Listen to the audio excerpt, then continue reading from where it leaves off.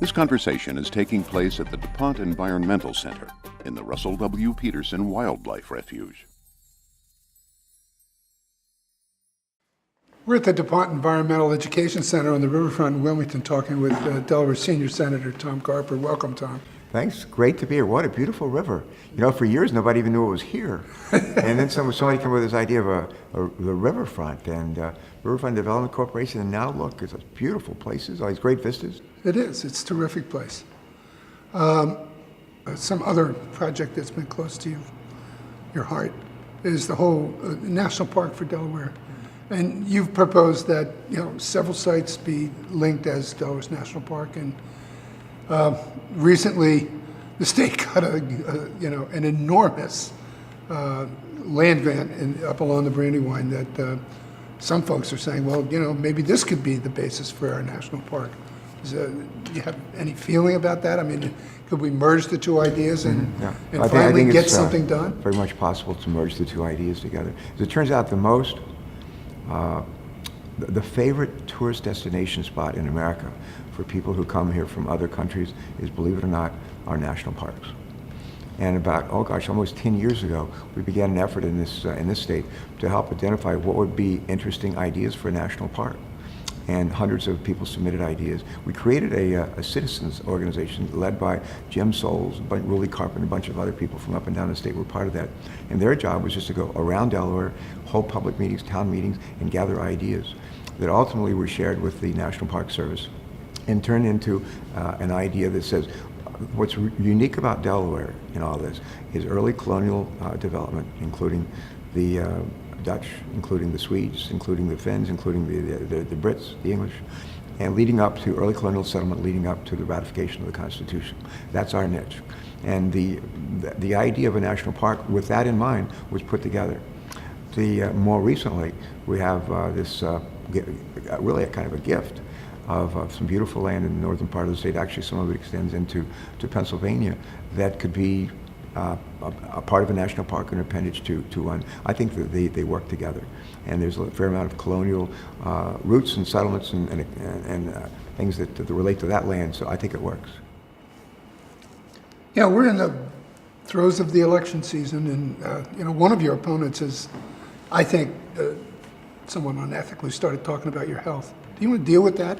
You want to answer Mr. Hires? I was out running this weekend. Martha and I had about 48 hours, not even that, down at Rehoboth. And I got up on Sunday morning, and when I work out every day. Well, I should have.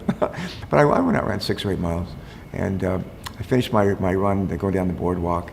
And then I thought, I could just walk the rest of the way. And I said, no, I'm going to keep running. And so I ran by these 2 guys who were just older fellows, like our age, and they were just coming out, and I just blew right by them. And I said hi to them, and they said, we thought you were dying. I mean, you look pretty healthy to us. And it's funny, we have at least one guy in this campaign, but he's just chosen to attack me personally, and using crazy stuff. And I think in the end, that's not what Delaware's about, and I think people can see through that. What's going to decide the presidential race in your judgment? There's a lot of back and forth going on now. I mean, it's my opinion that 10 or 12% of the population is going to make the decision, and they haven't made their mind up and probably won't till October. The folks who haven't made up their mind will watch the debates, and they'll have the opportunity to have a president who's well-spoken, who's actually quite a good debater, who have the opportunity to make the case for why he should be reelected. And I think and Governor Romney will have the opportunity to make the case for why he should be elected. I think that will decide the election. The other thing is the economy. And the 6 months before, at the end of 2008, the last 6 months, we lost 2.5 million jobs in this country. The first 6 months of 2009, we lost 2.5 million jobs in this country. In the last 2 years, we've seen, over 4 million jobs created. And are we doing as well as we'd like? No. Are we doing better than we were at the end of 68 and 2008 and the beginning of 2009? We sure are. And the key is, I think, for people to say, given the policies that we're on, what we're trying to do to move the economy even faster, does that make sense to people? Is that something that they want to embrace? And I think when Barack Obama explains that the mandate and the Affordable Care Act was actually an idea from from Massachusetts, from Massachusetts Health Plan, which was one of the brainstorms of Governor Romney. I think that'll be an interesting point in those debates. One fairly senior observer of politics in Delaware said to me that if Obama will win if he can make the case that Romney is absolutely the wrong person, because the economy, he can't win on the economy. And he essentially said it has to be an attack on the governor and his credentials. Would you agree with that? I think it's fair to look at the Governor Romney's record on the economy when he was governor. I think it's fair to examine what he said we should do to get better healthcare results for less money, and to then compare and contrast that with the job that the president has done on both of those fronts. And at the end of the day, people, I don't think people are really all that much interested in if you and I are running against each other in the end, just attack. I think they want to walk away from it convinced we have a vision for what we need to do differently, how we can create jobs, how we can get better healthcare results, how we can rein in budget deficits.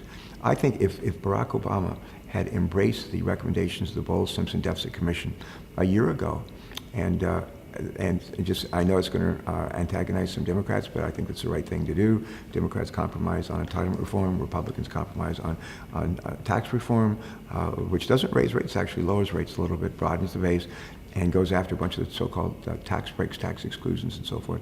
That, if the president embraced that, it would have been game over. I think it would have been game over. I think he would have won in a walk. He chose not to do that. My hope is sometime, maybe later this fall, that he will embrace that. Yeah, but now it's brinksmanship. I mean, given that you have 5 months before and if nothing happens, this country will be in a recession, the likes of which it won't recover. Well, as it turns out, a majority, maybe not a majority, but half of the U.S. Senate actually favor the Bowles-Simpson Deficit Commission recommendation. About half of us are Democrats, half of Republicans. Our whole delegation is in favor of that. And I think we have the opportunity in the Senate Finance Committee, where I serve, to do what I call a dress rehearsal on how do we broaden the base and lower the rates by, I won't get into the details here. It was an opportunity to practice, and we should do that before the election. Good luck. Thank you. We'll need it. Thank you, Senator. Thanks. Pleasure. Thanks. You're connected with Content Delaware.